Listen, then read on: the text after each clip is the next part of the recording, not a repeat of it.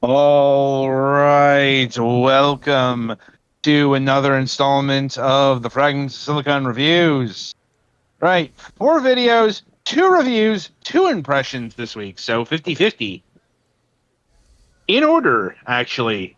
Um, Indeed, we're starting off with the reviews and ending with the impressions. Um, anyway, we're beginning our journey this week with Take7. Remove numbers by selecting squares or numbers where their sum equals 7. Avoid blocking yourself by carefully choosing what part of the grid to clear. Think carefully. Compete against friends in the daily challenge. Find the harder gem level or go as far as you can in endless mode. Really stretching for the content there, guys. Mm-hmm.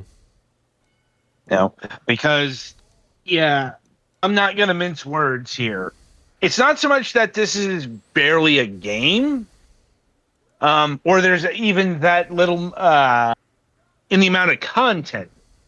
Um, it's just there's not a lot of mode. Like, um, anyway, further descriptor is this is an ultra casual puzzle game. Um, something I thought was extinct on the PC platform. At least something like Steam, because this was the kind of game that was very numerous uh, around maybe not so much 20 years ago, maybe 20 years ago, yeah, up to like 2010, 2012. The early 2010s, when smartphones were really, really starting to take over as the destination of this kind of game. Um, Also, to answer a potential question, yes, this does have a mobile version. Curiously enough, it seems to be only on Android right now. Um, might be like they might not have an Apple license yet. I couldn't tell you. I just know that this game is also on and available on Google Play. Like, it's also a paid app as well. So the good news there is they didn't split this into DLC packs. You know, they probably would have tried to have gotten cute with the whole sevens gimmick. Mm-hmm. Thankfully, they didn't do that with the price. Um, Probably because they knew there wasn't enough here, unless they were pricing it at 77 cents. Um, and the storefronts, they have rules about this kind of thing, actually. Like, I know Steam, they kind of frown upon it. You can do it, not easy. And part of that Google, is because under $1, basically the payment processing just eats all of it. right. Um, so, and once again, I'm talking about price in this much detail because there's not a lot here Mm-hmm. in terms of needing to explain things. As the descriptor said, it's a very simple premise here. You've got rows of numbers. You add up to 7 and clear the board. That's it. You know, the challenge is supposedly in clearing the board, but even then, it's not because there's a hint button. Um, First thing about the hint button is there's no penalty for using it. Mm-hmm. Like, um, except for the fact that the hint button kind of sucks. So here's the secret balancing effort, I guess, into combat overusing the hint button. A good chunk of the time, if you just keep hitting hint button, getting all the hints, it's actually going to lead you into a dead end. See, the hint button is just taking into account the I thought next that's move. what a hint was supposed to not do.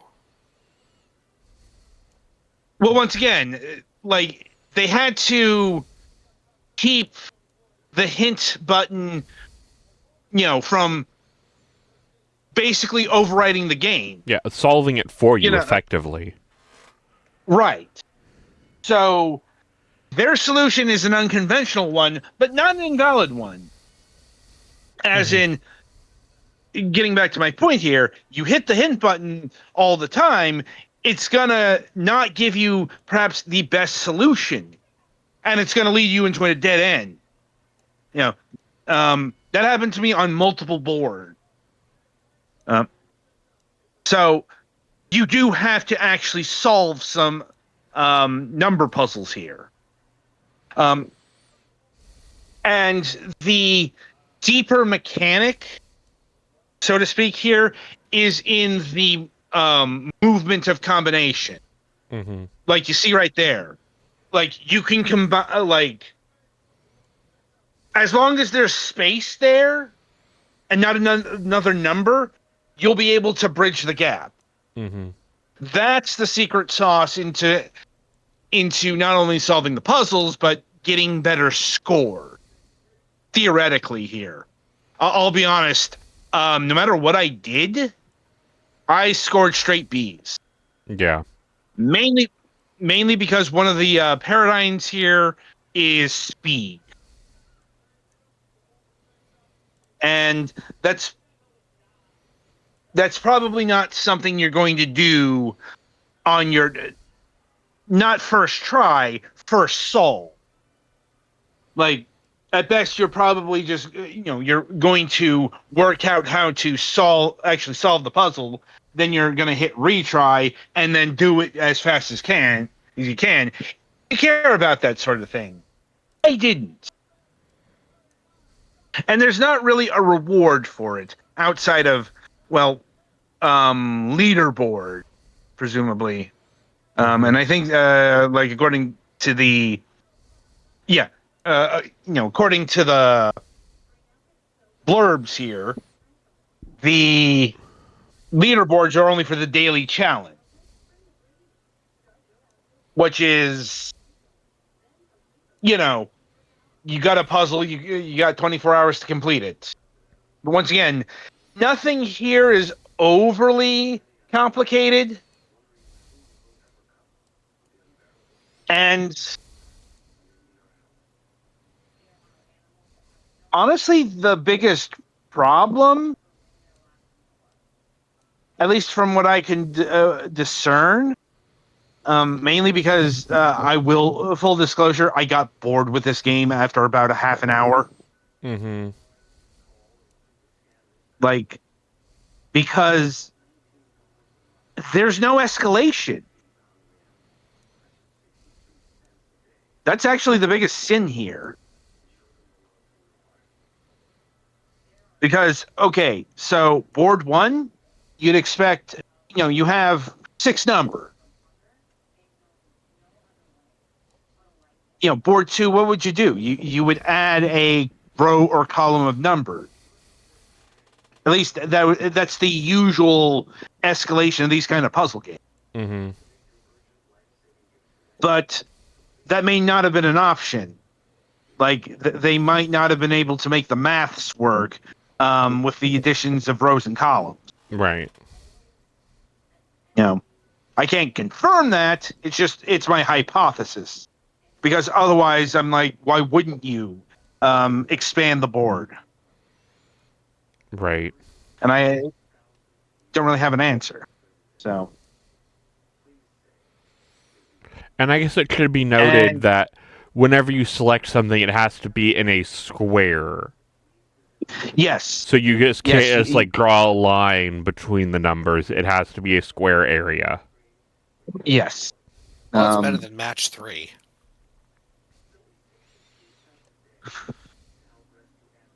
I mean, there is a bit of a thought process here. Mm-hmm. Like, there's technically enough brain power here to get this game qualified as edutainment.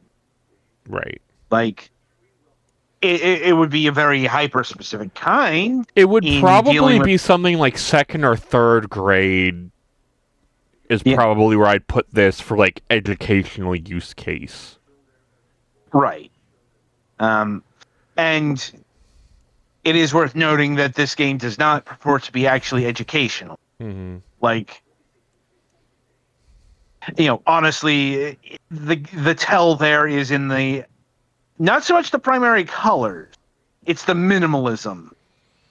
Like, actual kid stuff tends to be less white background and more, let's put all the obnoxious characters and colors, everywhere, Mm-hmm. and make this game would also have much more loud sounds and, anything to get the attention of a 5-year-old. Right.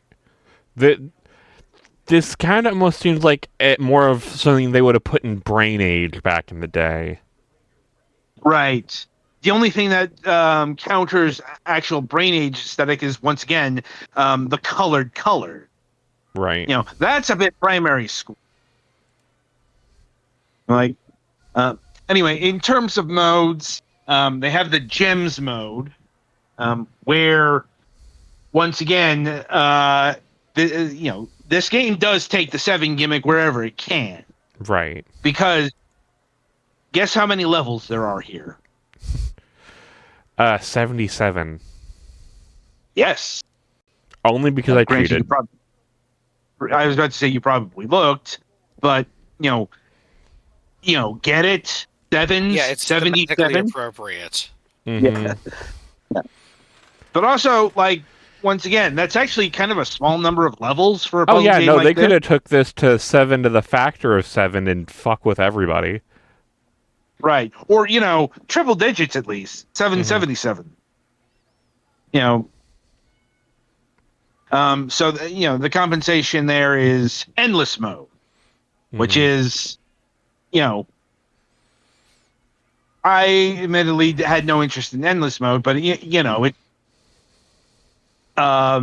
play till you die, or, you can't complete. Once again, that's probably another place where you don't want to use the hint system in abundance. Mm-hmm. Now, so that's the complete package, really. And it's a decent puzzle game. Mm-hmm. That's about all I can say. Like, I would put this right next to word finders or crossword puzzles in terms of casual games. I wouldn't even put it as high as Sudoku. Yeah. They really need to decide if they want this to be something for, like, could have been on the New York Times website that has their, like, games, quote, games, or if they want this to be for, like, younger kids. Because, like, the bright colors, like, of the numbers make me think they wanted this to be kind of a kid's game, but the stark white background actually in the puzzle makes it feel like it's for someone a little more mature, like, okay, rather mature, like an old person type thing. Yeah. That's not the biggest problem this game has, though. Oh, it's not the biggest problem, but yeah. Like, the big problem is the whole 7 gimmick. Because it turns out that limits what you can do. And this game gets pretty repetitive very quickly. Mm-hmm. Which, honestly, is good if you buy it on an Android device. It's definitely the kind of game that showcases why this genre, why this style migrated over to mobile in the first place. Right. Absolutely the kind of game that works best if you have, like, 5 minutes waiting for the bus, or couple minutes waiting for the doctor, etc., etc., etc. Yeah, go do the daily puzzle, maybe burn through a couple endless puzzles. Yeah, sitting down to play this? No. That's why, it's just, it's all the 7s. Just, it's the same thing over and over again. You'll be seeing 7s in your fucking sleep. Yeah, it does not have that addictive quality that made Tetris or insert PopCap game. Or even like Such, other like numbered puzzles like Sudoku. yes. There are Um, times back in Sudoku's heyday, I had to be like, "Hey, Ma, are you done? We need to do stuff." Because she'd be yeah, playing Sudoku on her DS. yeah. Like it just doesn't have anything beyond 7. So it's kind of in a weird area. It's too, it's not educational enough to be for kids. Mm-hmm. Um, Or at least anything above it, very early childhood. yeah, and it doesn't have aesthetics that are geared towards kids outside of what we mentioned before. But Mm-hmm. also, like, an adult is going to get pretty bored with this pretty quickly. Mm-hmm. Like, And as I'm not opposed really to noticing like the different puzzles in Gems mode getting that much more difficult. They're just different. that is what I talked about earlier. Yeah, You not listen? maybe. I was doing puzzles. Okay, fair enough. Like, I'm just saying, yeah, they don't add anything. They don't change anything. It's all the same. Mm-hmm. That is the death knell for a game like this. That, and as I said, like, I don't know if it was because of the math or whatever. Um, like, also for some reason the level select screen is non-linear. Yeah, Didn't add it was anything. real weird. Like, it's not like that's related to sevens. It missed my brain. Um, anyway, let's talk about pricing. So, this game is very cheap, no matter what platform you aim for.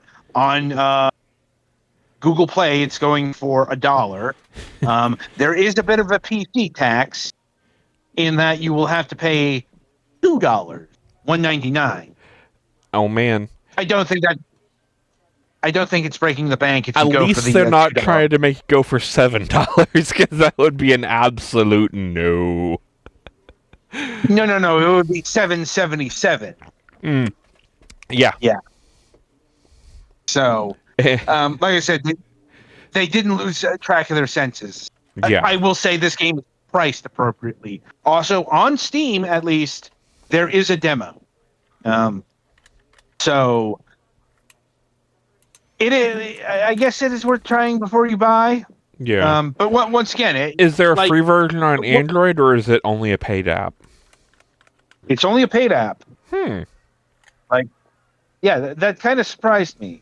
That's what I was talking about when I said they didn't split it up, or they didn't use the Nintendo free to start bullshit. Yeah, because I definitely could see this one being, do a couple puzzles, roll an ad, do a couple puzzles, roll an ad. Yeah, absolutely. Like, I'm honestly surprised they didn't do that. Mm-hmm. Like I Like, said, obviously they this can't do game. that on PC because Steam has stopped that shit. Yes. We did encounter a couple of games like that. Mm-hmm.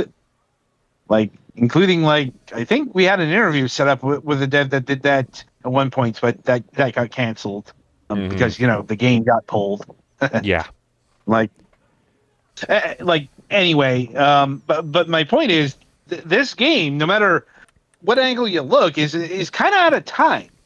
Like, this definitely feels like something from the backwash of 20 years ago. Mm-hmm. Because this released Even on this mobile. year, didn't it? Yes. Well, or okay, technically last it year, released. end of last year. Yeah. Yeah, but it hasn't even, it released November of last year. Yeah, Like, that's a couple of months. this plays like something you would have saw on like early gen iPod touches. Yeah. Like, or early iPhone. Yeah. That kind of thing. And it would have been priced like this as well. Mm-hmm. Like, instead of having free with ads, it would have been $1. Mm-hmm. Like, so, like I said, it's a weird relic that just doesn't have any staying power. But if you want to buy, sure, why not? It's it's in the cup of coffee zone, no matter what route you take. Mm-hmm. So, if you don't gel with it, like it's $2. Who cares? Yeah. Like, It also has a free demo. yeah. Like I said, it's always kind of weird having to review these games because it's like, wow, there's like literally nothing cheaper than this. So, personally not recommended, but it's pocket change. So if you want to try it, why not? Anyway, that'll about do it for Take7 here.